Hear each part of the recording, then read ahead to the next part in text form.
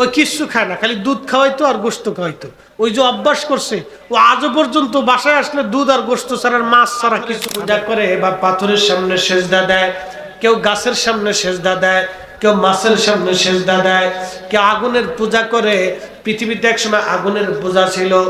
আগুনের পূজা যারা করত তারা মনে করতো আগুন আমার খোদা, এ আগুন আমারে দেয়, এ আগুন আমার হায়াত দেয়, এ আগুন আমার মুখ দেয়, এ আগুন আমার বিদ্যা দেয়, আগুন আমার সবকিছু দেয়। আচ্ছা আপনারা বলেন, আগুন কি দুনিয়াতে খাবার দিতে পারে? অ্যাটেনশন, ছোট্ট করে বলি, কেউ পাথরের সামনে সেজদা দিয়ে বলে পাথর বুঝি আমাকে দেয়।